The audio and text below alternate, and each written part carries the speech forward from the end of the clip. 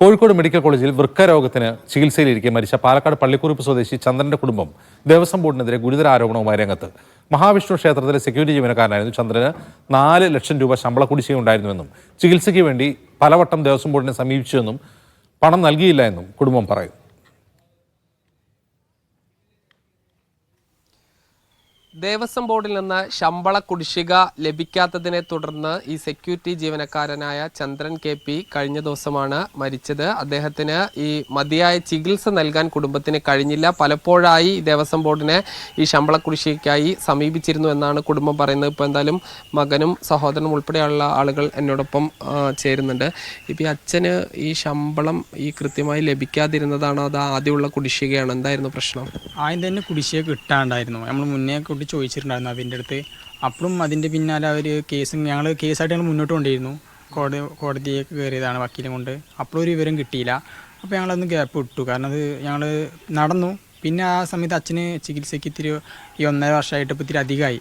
Kidney patient ആണെന്ന് പറഞ്ഞപ്പോൾ അപ്പോൾ ഞങ്ങൾ ഡയാലിസിസ് കണ്ടിന്യൂ ചെയ്തു. ഡയാലിസിസ് കണ്ടിന്യൂ ചെയ്തപ്പോൾ ചിലവ് കൂടി വന്നു ഞങ്ങൾക്ക്. അപ്പോൾ ഡയാലിസിസ് ചെയ്തുകൊണ്ടിരിക്കുന്ന ടൈമിൽ ഇപ്പോൾ 1 വർഷമായി ചെയ്യാൻ തുടങ്ങിയിട്ട്. അപ്പോൾ ഞങ്ങൾ കടം വാങ്ങിയിട്ടാണ് തുടങ്ങി. ലാസ്റ്റ് കടം വാങ്ങാൻ തുറത്തി. അപ്പോൾ ഞങ്ങൾ അവരെ അറിയിച്ചു ഇങ്ങനെ ഡയാലിസിസ് പേഷ്യൻ്റാണ്, നമുക്ക് എന്തെങ്കിലും കുറച്ചേലും ചെയ്ത് തരണം എന്ന് അവർ പിന്നെ അറിയിച്ചു.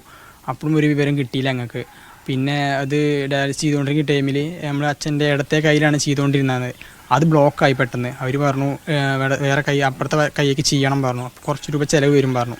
അപ്പോൾ പെട്ടെന്ന് ഞങ്ങളുടെ കയ്യിൽ എടുക്കാണ്ടായിരുന്നില്ല. ചോദിച്ചപ്പോൾ പെട്ടെന്ന് പൈസ അറേഞ്ച് ആയതുമില്ല.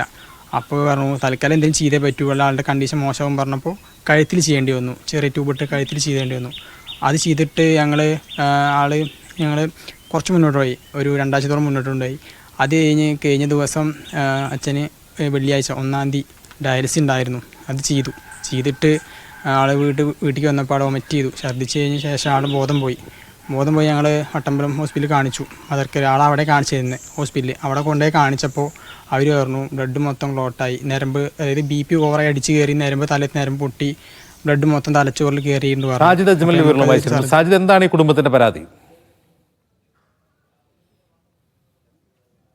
ബോർഡിന് കീഴിലുള്ള പള്ളിക്കുറുപ്പ് മഹാവിഷ്ണു ക്ഷേത്രത്തിലെ സെക്യൂരിറ്റി ജീവനക്കാരനാണ് ഈ മരിച്ച ചന്ദ്രൻ.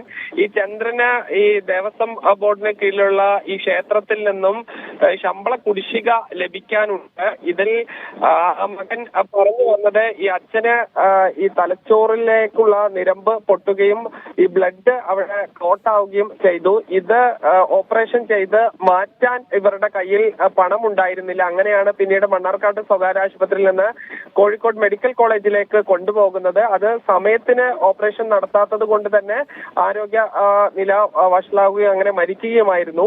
ഈ പലപ്പോഴായി ശമ്പള കുടിശ്ശിക 4 ലക്ഷം രൂപയിലധികം ഉള്ളത് ഈ ദേവസ്വം ബോർഡിൽ നിന്ന് ചോദിച്ചിട്ടും അവർ തന്നില്ല എന്നുള്ളതാണ്. ദേവസ്വം ബോർഡ് അധികൃതർ ചില സാങ്കേതിക പ്രശ്നങ്ങളാണ് പറയുന്നത്. ആദ്യം ഈ പള്ളിക്കുറുപ്പ് ഈ ശ്രീ മഹാവിഷ്ണു ക്ഷേത്രം എന്നത് പൂർണ്ണമായി ഇത് ഈ ക്ഷേത്ര കമ്മിറ്റി തന്നെയാണ് പണം കൊടുത്തിരുന്നത്. അതായത് ദേവസ്വം ബോർഡിന്റെ A ക്ലാസ് ക്ഷേത്രമായിരുന്നു. അതിൽ വലിയ വരുമാനം ഉണ്ടായിരുന്നു. പിന്നീട് വരുമാനം കുറഞ്ഞതോടുകൂടി അത് ദേവസ്വം ബോർഡ് 70% പണവും പിന്നീട് 30% ക്ഷേത്ര ഭാരവാഹികളും നൽകുന്നു.